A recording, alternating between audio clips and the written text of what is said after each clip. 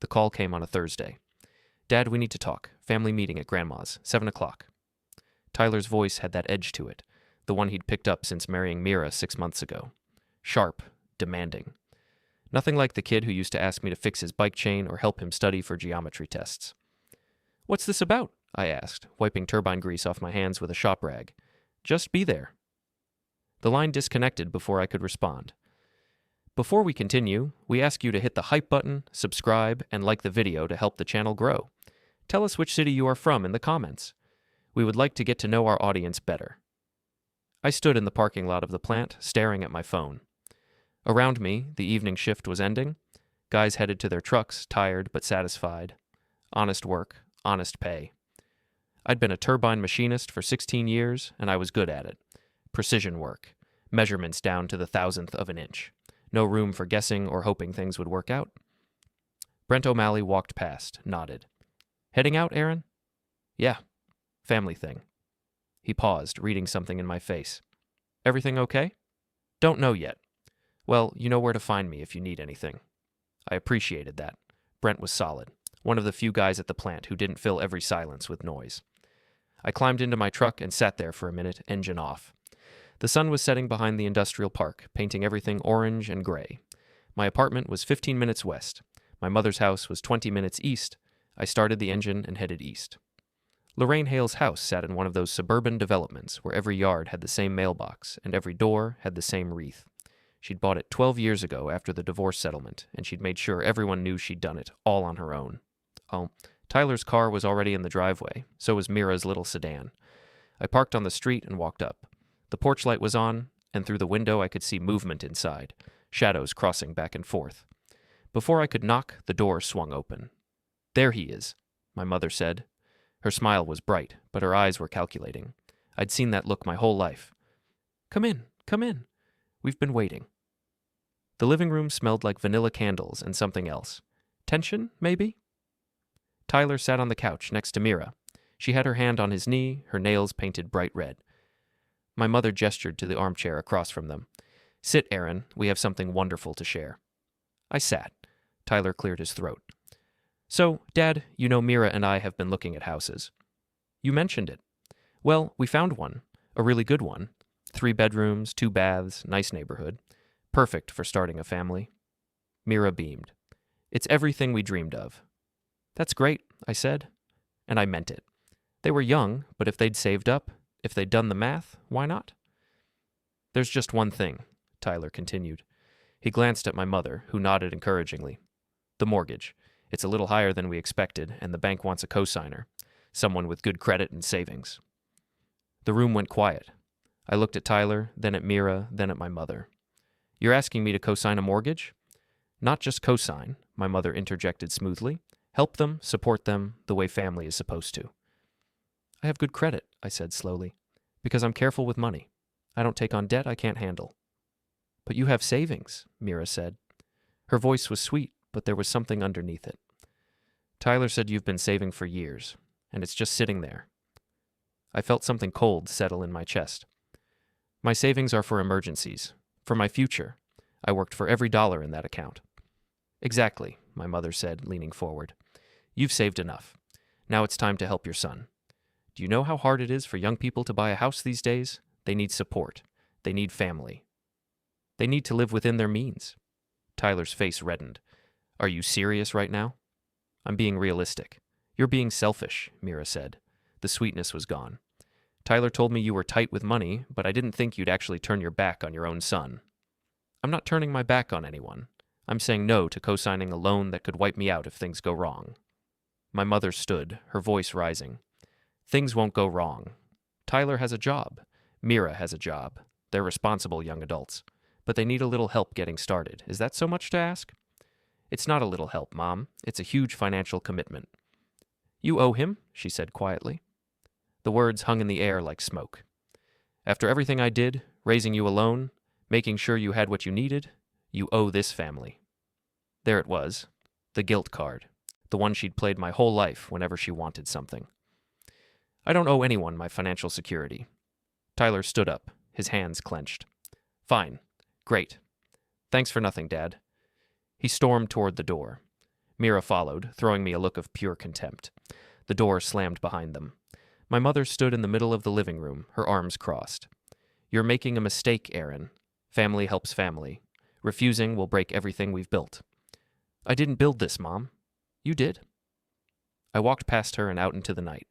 My truck was waiting. I climbed in, locked the doors, and sat there in the darkness. My phone buzzed. A notification from my bank. Credit inquiry, mortgage application under review. I stared at the screen. I hadn't applied for anything. The turbine hall was loud the next morning. Metal screaming against metal, hydraulic presses hissing, the constant hum of industrial machinery that had become background music to my life. I liked it here. Everything made sense. You measured twice, cut once, and the results were exactly what they should be. People were unpredictable. Numbers weren't. I was calibrating a torque wrench when Brent appeared beside me. "You look like you didn't sleep." "Didn't." "The family thing?" I set down the wrench. Around us, the morning shift was in full swing. Carl Jenkins was running the lathe.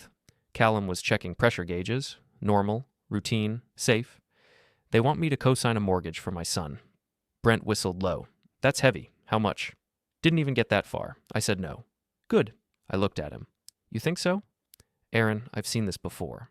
Guy I worked with in Pittsburgh, his daughter asked him to co-sign. He said yes because, it's his daughter. 2 years later, she lost her job, stopped paying, and he lost his house. His retirement. Everything. Jesus. I'm not saying that's what would happen to you, but co-signing isn't helping someone. It's taking on their risk." The wrench in my hand felt solid, real. My mother said I owe them.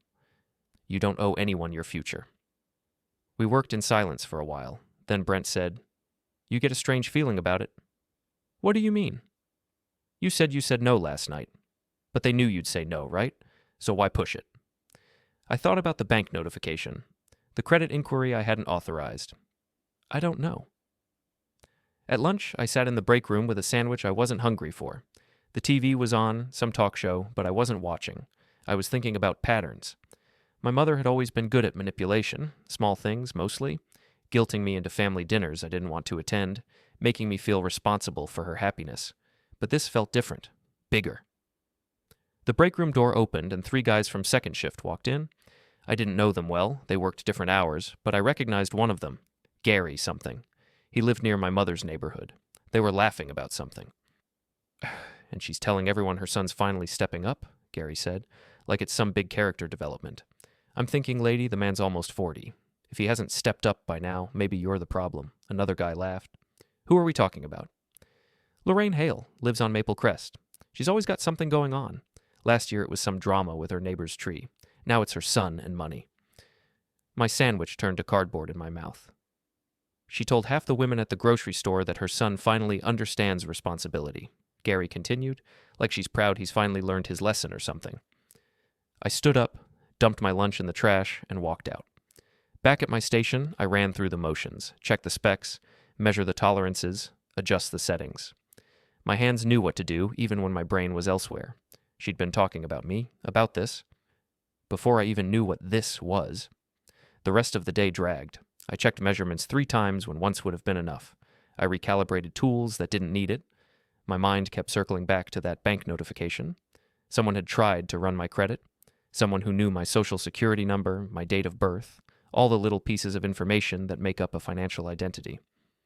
At 5 o'clock, I clocked out and drove to the diner on Route 9. It was neutral ground, far enough from my mother's house and my apartment that I could think clearly. I ordered coffee and sat in a booth by the window. My phone rang. "Tyler, hello?" "Dad." His voice was tight. "We need to talk." "I'm listening." "Look, I get that you're worried about money. I do. But Mira and we're not kids. We can handle this. We just need someone to believe in us." "Tyler, it's not about belief. It's about risk." "Everything's a risk. You think I'm going to fail? Is that it?" "I think you're 20 years old, and you're making a decision that could affect both of our lives for the next 30 years. Silence. Then, "Grandma was right. You've gotten cold, selfish. You know what? Do what you want. We'll figure it out on our own." "Tyler." The line disconnected. I sat there staring at my coffee. The waitress came by, refilled my cup without asking. Outside, traffic moved past in the growing darkness. My son thought I was selfish. My mother had poisoned that well long before I'd even walked into her house last night. When I finally left, I drove past my mother's street.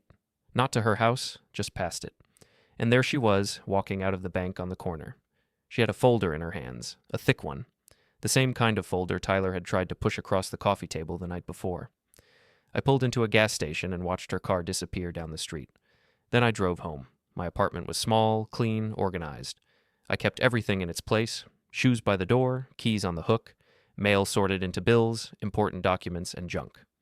I went to my bedroom and opened the bottom drawer of my dresser.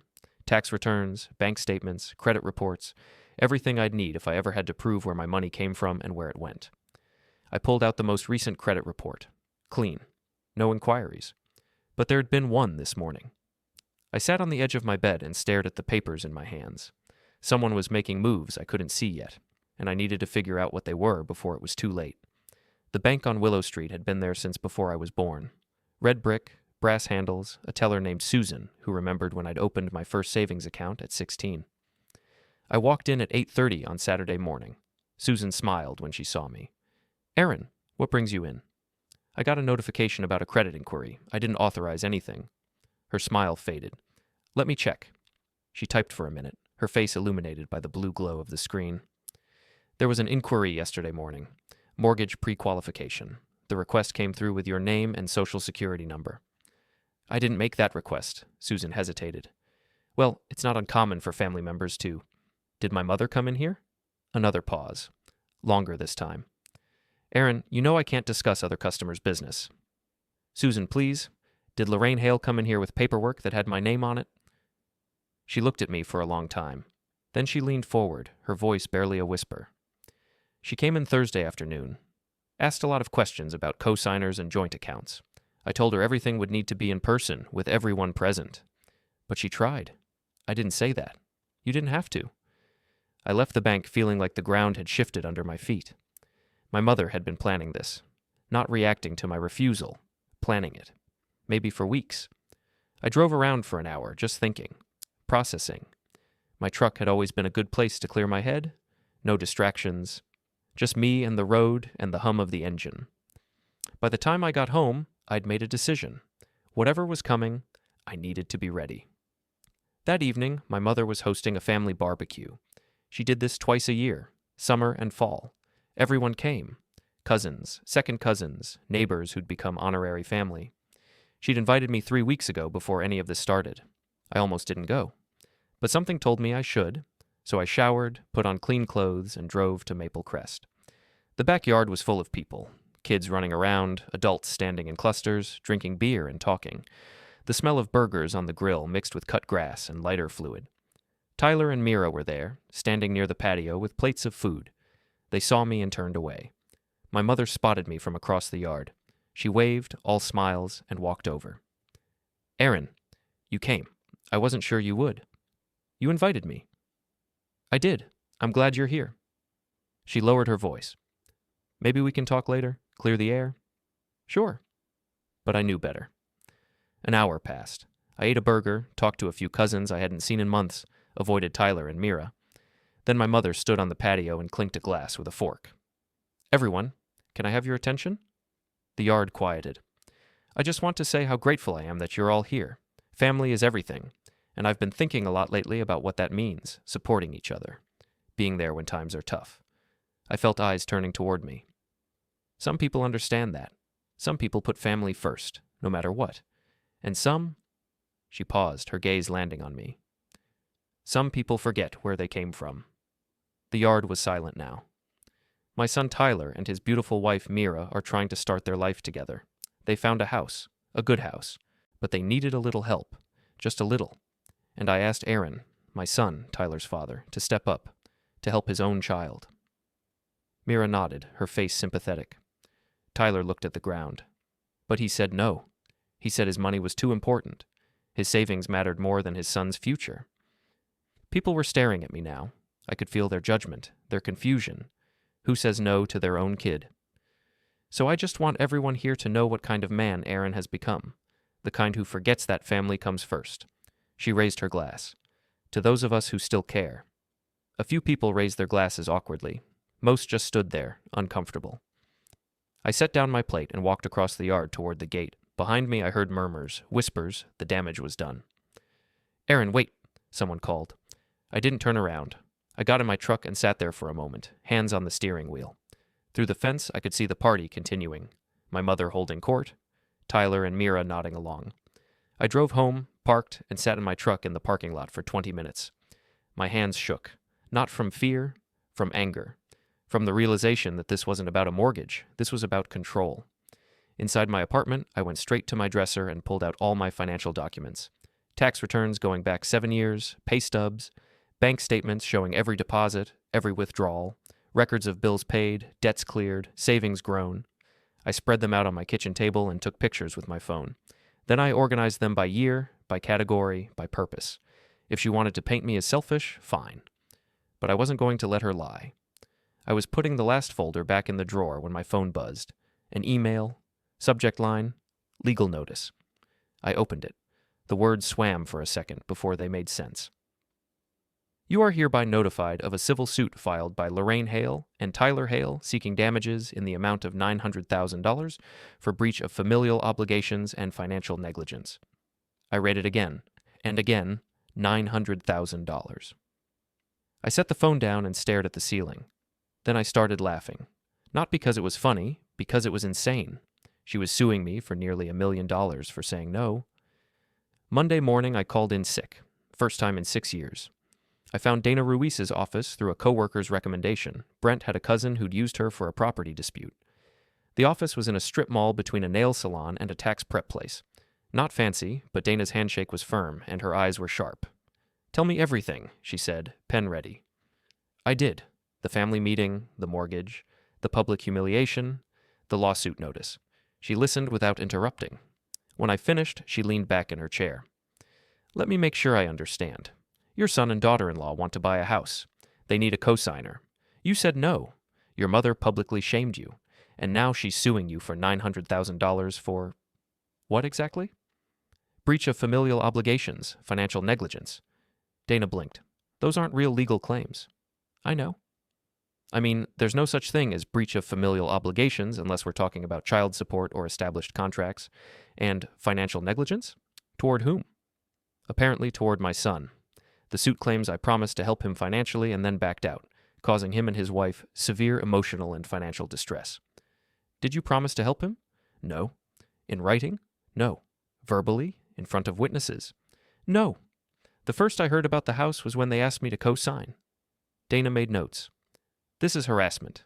She's trying to intimidate you into giving them money." "Can she do that?" "She can file a lawsuit. Whether it goes anywhere is another question. Do you have documentation, proof of your financial independence, evidence that you never made any promises?" I pulled out my phone and showed her the pictures I'd taken of my documents. "I have 7 years of tax returns, bank statements, pay stubs. I have text messages between me and Tyler. Nothing about promises. Nothing about agreements." Dana nodded slowly. "Good. That's good. What about witnesses? Anyone who can verify your side?" "My coworker, Brent. He was there when I talked about it at work. And the bank teller, Susan, she can confirm my mother came in asking about my accounts." "Even better. Here's what's going to happen. The court will schedule a hearing. Given the amount and the nature of the claims, it'll be in front of a judge, not a jury. The judge will review both sides and make a determination. If your mother can't provide evidence of a contract or promise, the case gets dismissed. And if she lies, then we present evidence to the contrary." "But Aaron?" Dana leaned forward. "You need to understand something. This isn't really about the money. Your mother doesn't expect to win $900,000. She expects you to panic, to settle, to give them something just to make it go away. I'm not giving them anything. Good. Then we prepare."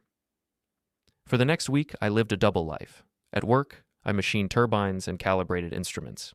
At home, I organized documents and prepared timelines. Dana had given me a list of everything she needed: dates, times, witnesses, financial records. I went through my phone and pulled every text message between me and Tyler for the past 2 years. Nothing about money, nothing about promises, just normal father-son stuff. Birthday wishes, check-ins, occasional plans for lunch that never happened. I printed everything. On Wednesday, Brent found me in the parking lot after shift. "You okay?" "Been better." "Gary told me what happened at your mom's barbecue. That was rough." "Yeah." "Look, if you need someone to vouch for you, I'm there. Whatever you need. Thanks, Brent. I might take you up on that. Thursday afternoon, I stopped by the bank again. Susan wasn't there, but the manager was, a guy named Phil, who'd worked there for 20 years. I need to file a formal complaint about unauthorized credit inquiries, I said. Phil nodded. Follow me. We went to his office. I explained everything. He took notes, made copies of my ID, ran a report. This inquiry was flagged as suspicious by our system, he said. It came through with your information, but the IP address was local, from a computer in our lobby. My mother. I can't confirm that, but the timestamp matches when Mrs. Hale was here. Can you document that? I can provide a report showing the inquiry origin and timestamp. Whether that helps your case, I don't know, but it's yours if you need it. I need it. Friday evening, I was sitting in my truck outside my apartment when my phone rang. Unknown number. Hello? Mr. Hale, this is Judge Patricia Whitmore's office. We're calling to schedule a preliminary hearing for the civil suit filed against you. Are you represented by counsel? Yes, Dana Ruiz. Good. We'll contact her directly. The hearing is scheduled for next Thursday at 10 a.m. at the Community Hall on 7th Street. Do you understand the nature of this hearing? No. It's an informal proceeding to determine whether the case has merit to proceed to trial. Both parties will present their positions. The judge will ask questions. Based on the findings, she'll either dismiss the case or schedule it for full trial. Understood. You'll receive formal notice by mail. Have a good evening. The line disconnected.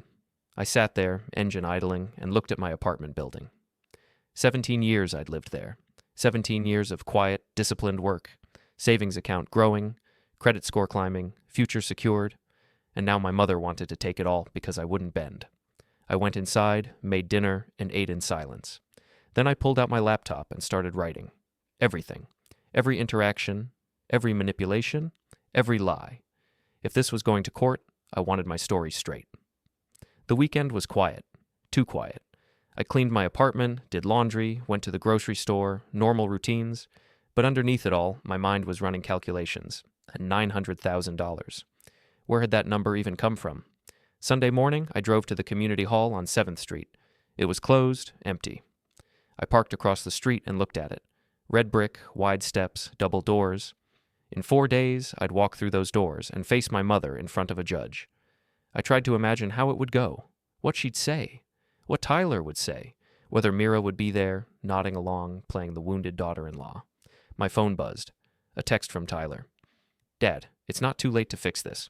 Just admit you were wrong and help us out. We can drop the suit. I stared at the message for a long time. Then I typed, I wasn't wrong, and I'm not giving you money.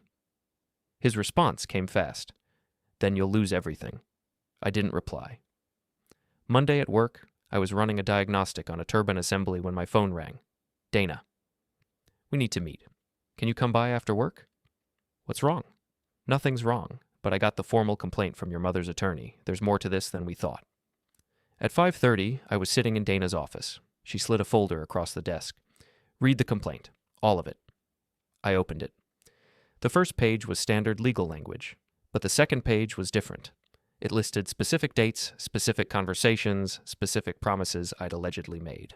October 2023, Aaron Hale verbally agreed to provide financial support for his son's housing needs. December 2023, Aaron Hale confirmed his commitment to assist with down payment and co-signing responsibilities.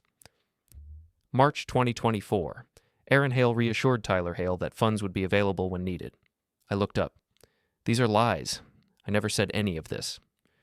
Can you prove it? I don't have recordings of conversations that never happened. Exactly. That's the problem. She's creating a narrative. Dates, details, specifics. It's hard to disprove something that supposedly happened in private. So what do we do? Dana pulled out another document. We attack the credibility. Look at this. She's claiming you promised specific dollar amounts. $200,000 for the down payment. Co-signing for $600,000, another $100,000 for startup costs for the young couple. That's insane. It is. But here's the thing. Those numbers don't match any real financial plan. No bank would structure a mortgage that way. No reasonable person would promise that kind of money without documentation. We use that against her. What about Tyler? He's listed as a co-plaintiff. He is, which means he's making these claims too. We need to be prepared for him to testify that you made these promises. The idea of my son lying under oath made my stomach turn. He wouldn't. Aaron, he already has. This complaint is sworn testimony. He signed it. I sat back in my chair. My mother got to him. Probably. But that doesn't change what we're dealing with. We have 4 days to prepare. I need you to go through every text, every email, every voicemail, anything that shows the real nature of your relationship with Tyler, anything that contradicts these claims. I already gave you everything. Go through it again. Sometimes people miss things. That night, I sat at my kitchen table with my phone, my laptop, and 7 years of printed records. I went through every message, every call log, every bank statement. Nothing supported their claims. Everything supported mine. At midnight, I got another text, this time from Mira. You're really going to let this go to court? You're going to humiliate your own son in public? I almost didn't respond, but something made me. I'm not the one who filed a lawsuit. Her reply, you forced us to. You left us no choice. I turned off my phone and went to bed. Tuesday morning, Brent caught me before shift started. Hey, I talked to Dana's office. They want me to come to the hearing. You okay with that? More than okay, thanks. What are friends for? Work was mechanical that day. I went through the motions, but my mind was elsewhere. I kept thinking about that community hall, about facing my mother across a room, about Tyler standing beside her. Wednesday, Dana called again.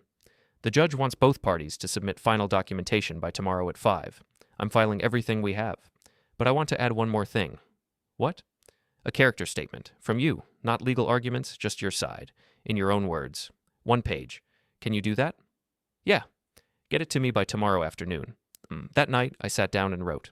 Not about the law, not about the money, about being a father, about working every day for 16 years to build something stable, about trying to teach my son responsibility while my mother taught him entitlement.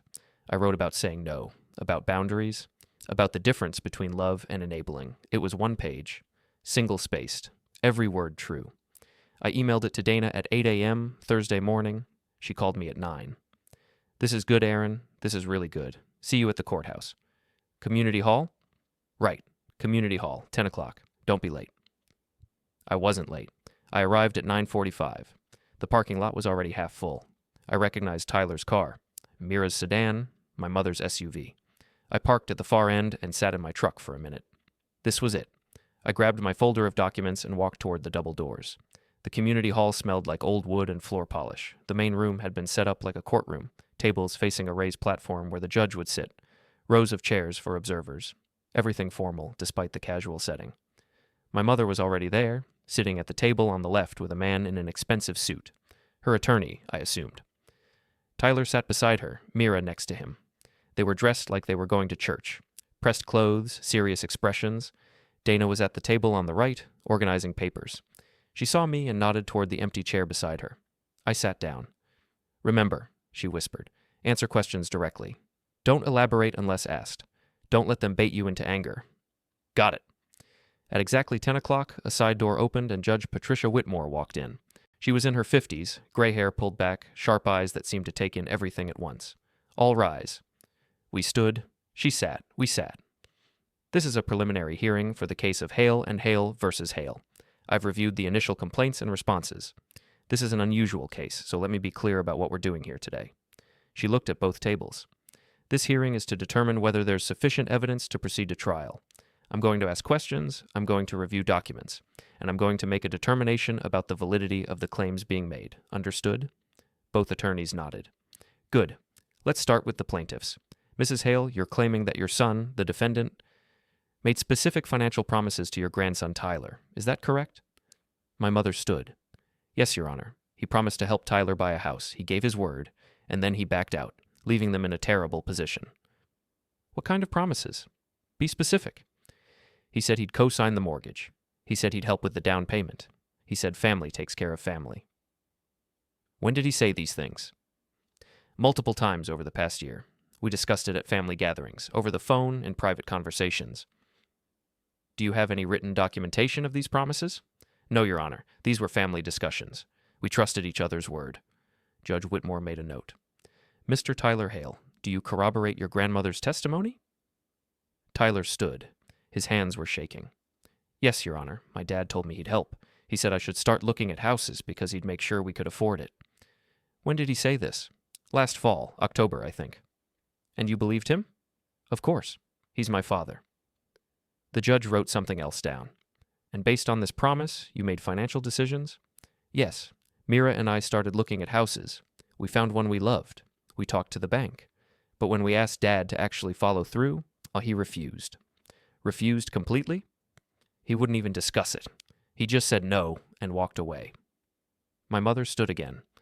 Your Honor, this has caused tremendous emotional distress for Tyler and Mira. They're young. They trusted someone who should have protected them. Instead, he abandoned them. Judge Whitmore turned to our table. Mr. Hale, you've heard their testimony. What's your response? I stood. Dana had told me to stay calm, to stick to facts. Your Honor, I never made any promises. The first time I heard about them buying a house was when they invited me to a family meeting and asked me to co-sign a mortgage. I said no because I'm not in a position to take on that kind of debt. You never discussed helping them financially? No, Your Honor. Not even in general terms? I've told Tyler that I'd support him in his life choices, but support doesn't mean taking on hundreds of thousands of dollars in debt. The judge looked at her notes. The complaint lists specific amounts, $200,000 for a down payment, $600,000 in co-signing responsibility, another $100,000 for startup costs. Are you saying you never discussed these specific numbers? I'm saying I never discussed any numbers. Those figures came from them, not me. My mother's attorney stood. Your Honor, if I may, the defendant has a history of financial control and emotional distance. He's been unwilling to participate in family matters. This is a pattern. Dana shot to her feet. Objection. That's character assassination, not evidence. Sustained, Judge Whitmore said. Stick to the facts, counselor. The attorney sat down, looking annoyed. The judge turned back to me. Mr. Hale, do you have any documentation to support your version of events? Yes, Your Honor. I pulled out my folder. I have text messages between me and Tyler for the past 2 years. None of them mention financial promises. I have phone records showing when we spoke and for how long. I have bank statements showing no unusual withdrawals or transfers that would indicate I was planning to give them money. Dana stood. Your Honor, we'd like to submit these as evidence. Additionally, we have testimony from a witness, Mr. Brent O'Malley, who can verify that the defendant discussed this situation with him and consistently maintained he had not made any promises. Where is Mr. O'Malley? Brent stood from the observer section. Here, Your Honor. Approach. Brent walked forward. The judge asked him to raise his right hand. Do you swear to tell the truth? I do. Tell me what you know about this situation. Brent cleared his throat. Aaron and I worked together. The day after the family meeting, he told me they'd asked him to co-sign a mortgage. He said he'd refused because he couldn't take on that risk. He never mentioned making any previous promises. In fact, he seemed confused about why they thought he would agree. Did he seem conflicted, like he was backing out of something he'd agreed to? No, Your Honor. He seemed clear. He said he'd never promised anything and didn't understand where they got the idea he would. My mother's attorney jumped up. Your Honor, this is hearsay. Mr. O'Malley wasn't present for any of the alleged conversations. Neither were you, Dana shot back. Judge Whitmore held up a hand. That's enough. Mr. O'Malley, you may sit. Brent returned to his seat. The judge looked at both tables. Here's what I'm seeing. The plaintiffs claim verbal promises were made. The defendant denies it. There's no written documentation from either side. No recordings, no witnesses to the actual conversations in question. She flipped through the papers in front of her. However, the complaint lists very specific financial figures. Mr. Hale, how do you explain your mother knowing these exact numbers if you never discussed them? This was it, the moment Dana had prepared me for. Your Honor, I believe those numbers came from a mortgage application my mother attempted to file using my information without my permission? The room went silent. My mother's face went pale. Explain, the judge said. I pulled out another document. This is a report from my bank showing an unauthorized credit inquiry on my account. The inquiry was made from a computer at the bank branch on Willow Street on the same day my mother was there asking about co-signers. Dana stood. Your Honor, we have testimony from the bank manager confirming this timeline. The inquiry was flagged as suspicious because it came from a public terminal, not from Mr. Hale's secure account. Judge Whitmore's expression hardened. Mrs. Hale, did you attempt to access your son's financial information without his permission? My mother stood, her voice shaking. I was just trying to help Tyler. I needed to know if Aaron could afford to help him. That's not your information to access. That's fraud. I wasn't trying to steal anything. I just wanted to see if he was telling the truth about his finances. The judge looked at Tyler. Mr. Tyler Hale, Did you know your grandmother did this? Tyler looked at the floor. No, Your Honor. Are you sure? I knew she was trying to convince him, but I didn't know she'd gone to the bank. Mira whispered something to him. He shook his head. Judge Whitmore set down her papers and folded her hands. I've heard enough. This case is dismissed. My mother gasped. What? There's no evidence of any binding financial promise. What I see is a family dispute that's been escalated to a legal matter without merit. Furthermore, there's evidence of potentially fraudulent activity regarding unauthorized credit inquiries. She looked directly at my mother. Mrs. Hale, I'm recommending that this matter be referred to the appropriate authorities for investigation. Attempting to access someone else's financial information without permission is a serious offense. My mother's attorney tried to speak. Your Honor, if we could just... We're done here. Case dismissed. All parties are free to go. She stood, and so did we. Then she walked out through the side door. For a moment, no one moved. Then Dana gathered her papers. Let's go, Aaron. I followed her toward the exit. Behind me, I heard my mother's voice. Aaron, wait, please, we can talk about this. I didn't turn around. Tyler called out, Dad! I kept walking. Outside, the sun was bright. Too bright after the dim hall. I stood on the steps, breathing. Dana came up beside me. You did it. It's over. Is it? The case is dismissed. She can't sue you again for the same thing. You're clear. Behind us, the double doors opened. My mother came out, supported by her attorney. Tyler and Mira followed, both looking stunned. My mother saw me and her face twisted. You did this. You destroyed this family. I finally turned to face her. No, Mom, you did. And then I walked to my truck, got in, and drove away. I didn't go home. Instead, I drove to the plant and parked in the empty lot. It was Thursday afternoon. First shift was done. Second shift wouldn't start for another hour. I sat in my truck and let everything settle. It was over. The case was dismissed. The judge had seen through my mother's manipulation. I was free.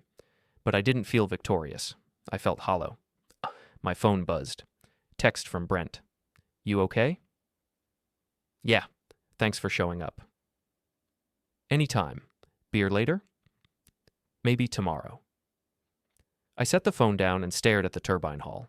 16 years I'd worked there. 16 years of discipline, precision, showing up every day, and it had saved me. Not the money itself, but the records. The proof of a life lived deliberately. Another buzz. This time from Dana. Paperwork will be filed tomorrow. You're officially clear. Congratulations. Thank you for everything. You made it easy. You had your documents in order. That's rare. I almost smiled. Then another text came through. Tyler. Dad, I'm sorry. I didn't know what Grandma did. I thought you really had promised. I'm sorry. I read it 3 times. Part of me wanted to believe him. Part of me wanted to reply, to rebuild something. But another part, the part that had been quietly growing stronger over the past 2 weeks, knew better. Tyler had signed the lawsuit. He'd stood in front of a judge and claimed I'd made promises I never made. Maybe my mother had manipulated him. Maybe he genuinely believed her lies, but he'd still done it. I deleted the message without responding.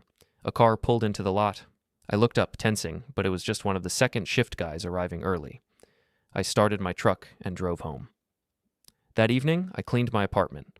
Not because it was dirty, but because I needed something to do with my hands. I scrubbed the kitchen counters, vacuumed the living room, organized the closet. When everything was spotless, I sat on my couch and opened my laptop. The character statement I'd written for the judge was still in my documents folder. I read it again. I worked every day for 16 years to build something stable. I taught my son that money isn't free, that promises mean something, that family doesn't mean obligation without boundaries. I said no because saying yes would have destroyed me, not just financially, but as a person. It would have taught my son that manipulation works, that loudness beats preparation, that guilt is more powerful than truth. I love my son, but I won't let love become a weapon. I closed the laptop. Outside, the sun was setting. The sky was orange and purple, beautiful in that way sunsets are when you're not really looking at them. My phone rang. Unknown number. Hello? Mr. Hale, this is Detective Rivera with the Financial Crimes Division. I'm calling about a complaint filed regarding unauthorized credit inquiries. Do you have a few minutes? Yes. We've reviewed the report from your bank. We'd like to get a statement from you. Can you come to the station tomorrow? What time? 2 o'clock? I'll be there. Thank you, Mr. Hale. And congratulations on the dismissal today. Judge Whitmore sent the case file over. It was illuminating. I hung up and sat in the growing darkness. My mother had gambled. She'd thought I was weak, thought I'd crumble under pressure, cave to guilt, hand over the money just to make the problem go away. She'd been wrong. Friday morning I went to work, normal shift, normal routine. Guys asked how it went. I told them the case was dismissed. They congratulated me. Life moved on. At 2 o'clock, I was sitting in an interview room at the police station. Detective Rivera was younger than I expected, maybe early 30s, with sharp eyes and a no-nonsense attitude. "Walk me through everything," she said. I did. The family meeting, the refusal, the bank inquiry, the lawsuit, all of it. She took notes, asked clarifying questions, recorded the conversation with my permission. "Your mother made a significant mistake," she said when I finished. "Accessing someone's financial information without authorization is fraud. Combined with the false lawsuit claims, this could result in charges." "What kind of charges?" "Identity fraud, attempted financial fraud, possibly filing a frivolous lawsuit. That last one would be a civil matter, but the fraud charges are criminal." "What happens now?" "We investigate, talk to the bank, review the evidence, build a case, then the DA decides whether to prosecute." "How long does that take?" "Weeks, maybe months, but based on what I'm seeing, this is pretty clear-cut." I left the station feeling strange. Everything was in motion now, processes beyond my control, the law working the way it was supposed to. Saturday, I did nothing. I slept in, made breakfast, watched TV, normal things, boring things, safe things. Sunday, Brent texted, "Still up for that beer?" We met at a bar near the plant. Quiet place, dim lighting, good burgers. "So," Brent said, raising his glass, "to freedom. To freedom." We drank. "You going to talk to Tyler?" he asked. "Don't know." "He's your son." "He's also the guy who sued me for $900,000. Brent nodded slowly. "Fair point." My mother got to him, twisted everything, made him think I was the villain. "You going to forgive him?" "Eventually, maybe, but not now. Right now, I need distance." "Makes sense." We ate in comfortable silence. The bar was filling up with the Sunday evening crowd. Families, couples, groups of friends. Normal people living normal lives. "You ever think about leaving?" Brent asked. "Starting over somewhere else?" "No, this is home. I'm not running." "Good. World needs more guys like you." I looked at him. Guys like me? Guys who know what they're worth, who don't fold when things get hard. I finished my beer. "Thanks, man." Monday morning, I was back at work. The turbine hall was loud and familiar. I calibrated instruments, checked tolerances, ran diagnostics. At lunch, my phone rang. Dana. "Aaron, I just got a call from your mother's attorney. They want to settle." "Settle what? The case is dismissed?" "Not that case. They want to settle any potential countersuits before you file them. They're offering $5,000. I almost laughed. "For what?" "General damages, emotional distress, attorney fees." "No." "You sure? It's free money." "I don't want her money. I just want her gone." "Understood. I'll decline on your behalf." That evening, Tyler texted again. "Dad, please talk to me. I know I made a mistake. Grandma convinced me you were lying. I should have known better. I'm sorry." This time, I responded. "You're 20 years old enough to make your own decisions. You chose to believe her over me. You chose to sign that lawsuit. Actions have consequences." His reply came fast. "I know. I get it. I want to fix this." "Then fix yourself. Stop letting other people think for you." "Will you ever forgive me?" "Maybe, but not today." I turned off my phone and went to bed. 2 weeks passed. The world kept spinning. I went to work, came home, lived my quiet life. Detective Rivera called on a Wednesday. "Mr. Hale, I wanted to update you. We've completed our investigation. The DA is filing charges against Lorraine Hale for identity fraud and attempted financial fraud." "When?" "The arraignment is scheduled for next month. You'll need to testify." "Okay." "One more thing. Your son Tyler has been cooperative with the investigation. He provided statements about his grandmother's manipulation. That doesn't excuse his part in the lawsuit, but it shows he's trying to make amends. Good for him. Just thought you should know." I hung up and sat in my truck. I was parked outside the grocery store, engine off, evening settling in. Tyler was cooperating, trying to fix things. Maybe that meant something, or maybe it just meant he was trying to save himself. The arraignment came and went. My mother pleaded not guilty. Her attorney argued she'd been trying to help her grandson not commit fraud. The judge wasn't buying it. Trial was set for 3 months out. I went back to my life. Tyler stopped texting. Maybe he finally got the message. Or maybe he was just tired of being rejected. Work was steady. The plant had a big contract. Lots of overtime available. I took it. Extra hours meant extra money. More cushion, more security. Brent noticed. You saving up for something? Just being careful. You're always careful. Exactly. One Saturday afternoon, I was at the hardware store when I ran into Mira. She saw me, froze, then turned down a different aisle. I didn't follow. At checkout, she ended up in line behind me. I paid for my supplies and walked out without acknowledging her. In the parking lot, she called out, "Aaron, wait." I stopped. She walked over, looking smaller than I remembered. "I owe you an apology." "Okay." "I pushed Tyler to ask you for help. I don't know what I thought. That you owed us something. That we deserved it because we're family. You don't.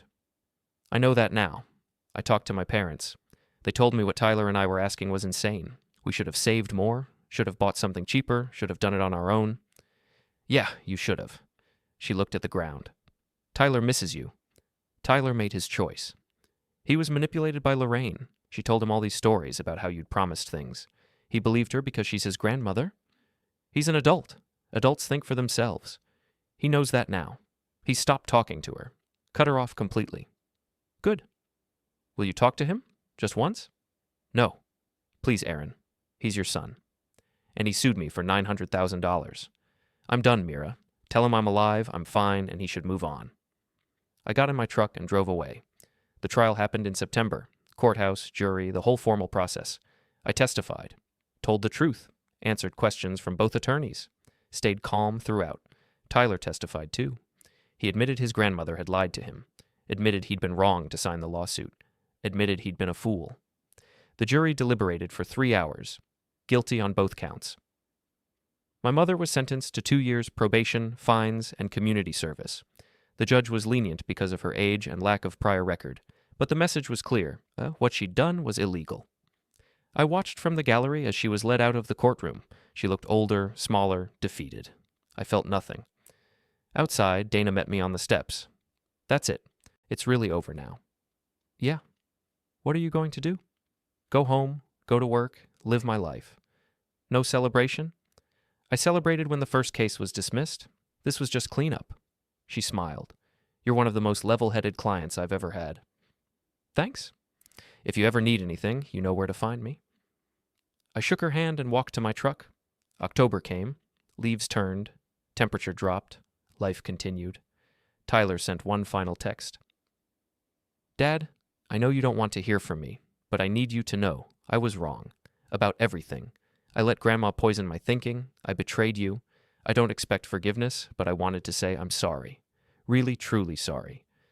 I hope someday we can talk again.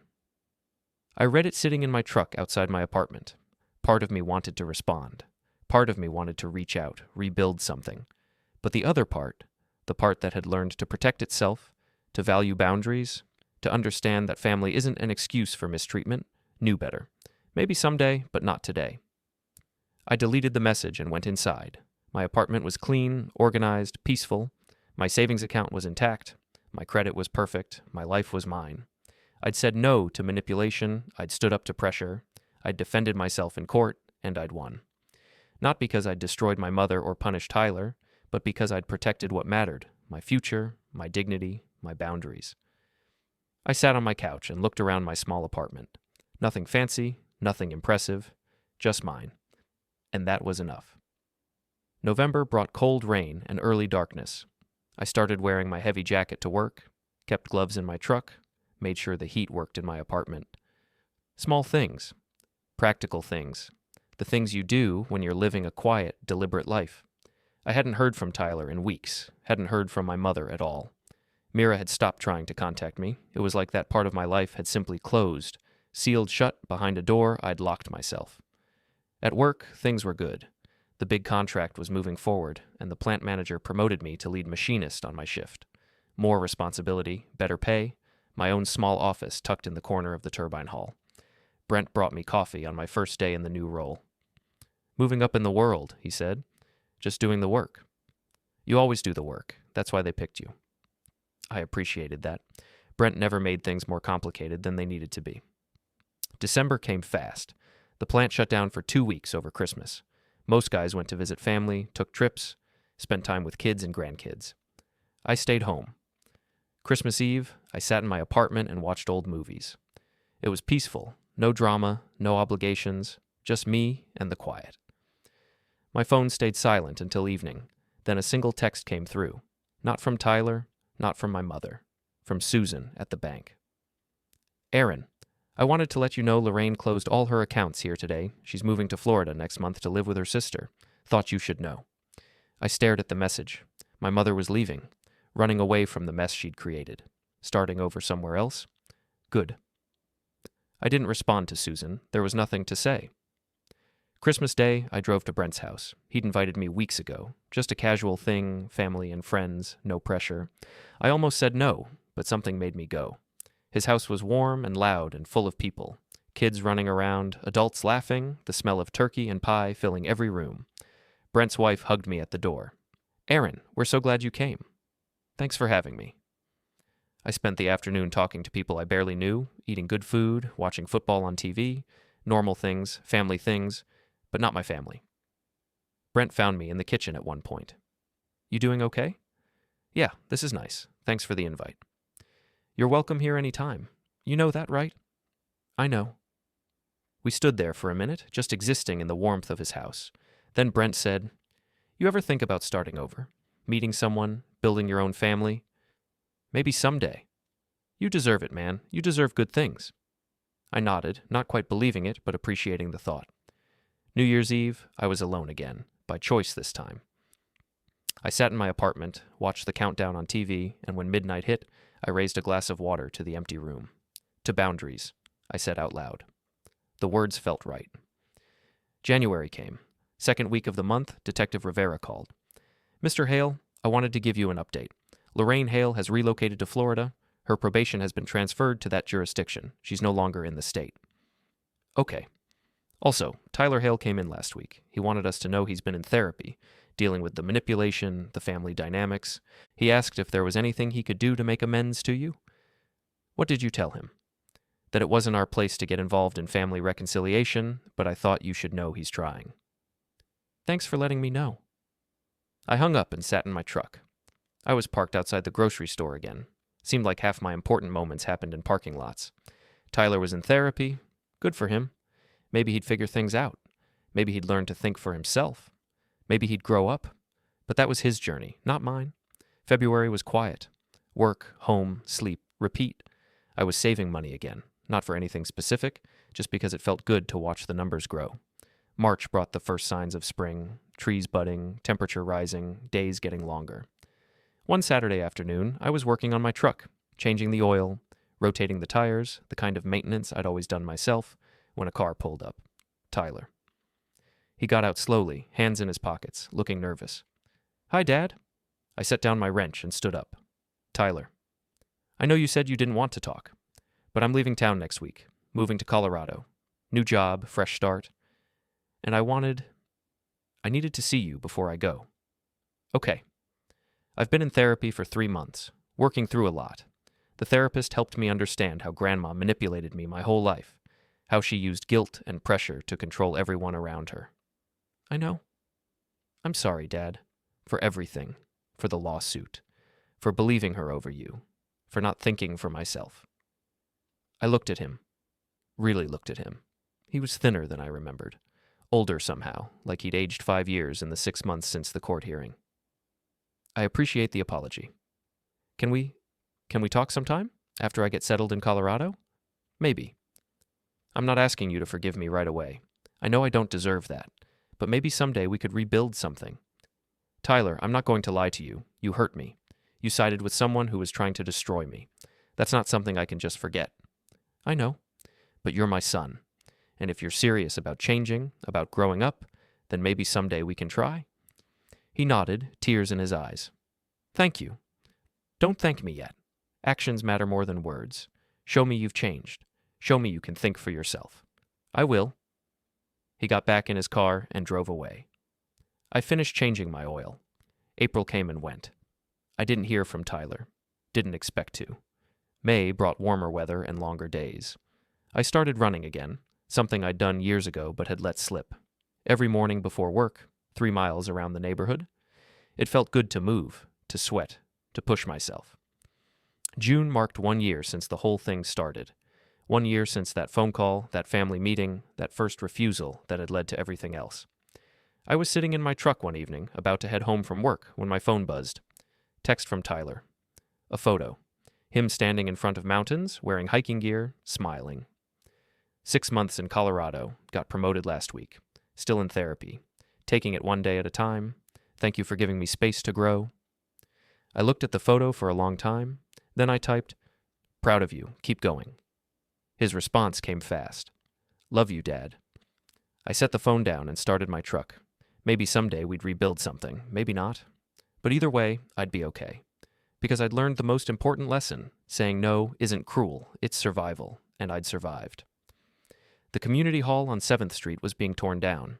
They were building a new courthouse complex, modern and efficient, with proper courtrooms instead of makeshift hearing rooms. I drove past it one afternoon in late August, almost 2 years after everything started. Construction crews were hauling debris, tearing down walls, erasing the place where my mother's lawsuit had collapsed. It felt symbolic. At work, things were better than ever. The plant had won another major contract. My team was running 3 shifts, producing turbines for power plants across the country. I'd been given more responsibility, more say in operations, more respect from management. Brent had retired last month. We'd thrown him a party, the whole plant turning out to wish him well. He'd pulled me aside before leaving. You're going to do great things here, Aaron. You already have. Thanks, Brent, for everything. Stay strong. Keep those boundaries. Always. I hadn't heard from my mother in over a year. According to Susan at the bank, she was still in Florida, living quietly, staying out of trouble. Her probation had ended. She was free to do whatever she wanted, as long as it didn't involve me. Tyler and I texted occasionally. Nothing deep. Just check-ins. He was doing well in Colorado, still in therapy, dating someone new. He'd asked if he could visit at Christmas. I'd said maybe. One Saturday in September, I was cleaning out my apartment when I found the old folder of financial documents. The ones I'd organized for the lawsuit, tax returns, bank statements, credit reports, proof of a life lived deliberately. I almost threw them away, but something made me keep them. Not because I'd need them again, I wouldn't, but because they represented something important. They represented the moment I'd chosen myself over obligation, the moment I'd said no and meant it. October came again. 2 years since the phone call. 2 years since that family meeting that had changed everything. I was a different person now, stronger, clearer, more certain of my boundaries and my worth. One evening, I was sitting in my truck outside my apartment when Dana called. I hadn't heard from her in over a year. Aaron, I'm retiring next month, moving to Arizona. I wanted to call and say goodbye. Congratulations, Dana. You've earned it. I wanted to tell you something. In 30 years of practicing law, you were one of the best clients I ever had. You knew who you were. You stood your ground. You didn't let emotion override logic. I just did what needed to be done. That's more than most people can say. Take care of yourself, Aaron. You too. I hung up and sat in the darkness. My phone buzzed. Text from Tyler. Dad, I'm coming home for Thanksgiving. Would you want to have dinner? Just the 2 of us? I thought about it for a long time. Then I typed, yes. Really? Really. But we're setting ground rules. No talk about the past unless I bring it up. No guilt, no pressure, just dinner. Deal. Thank you, Dad. I set the phone down and looked at my apartment building. Home, safe, mine. Maybe Tyler had really changed. Maybe he'd learned from his mistakes. Maybe we could rebuild something small and careful. Or maybe it would blow up again. Either way, I'd be okay. Because I'd learned the hard way that protecting yourself isn't selfish. It's necessary. And I'd never forget that lesson again. Thanksgiving came. Tyler flew in Tuesday night. We met at a diner on Route 9. Neutral ground, public place, easy to leave if things went wrong. He looked good, healthy, confident, but not arrogant. He shook my hand, and we sat down in a booth by the window. How's Colorado? I asked. Good, really good. The job's challenging but fair. I've made friends. It's a fresh start. That's good. I'm still in therapy. Probably will be for a while. Dr. Martinez says I have to unlearn a lot of patterns. That's smart? We ordered food. The conversation stayed surface level. Work, weather, sports. Nothing heavy, nothing dangerous. Then, over coffee, Tyler said, "I want you to know I understand now. What you did.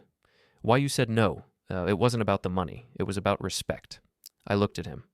Yeah, it was. Grandma taught me that family meant obligation, that love meant sacrifice no matter what. But that's not love. That's control. No, it's not love. I'm sorry it took me so long to figure that out. You figured it out? That's what matters. We finished our coffee. When the check came, Tyler reached for it, but I was faster. "I've got it." "Dad, you don't have to?" "I know, but I want to." He nodded, understanding the difference. We walked out to the parking lot. Cold night, stars bright overhead. "Can we do this again?" Tyler asked.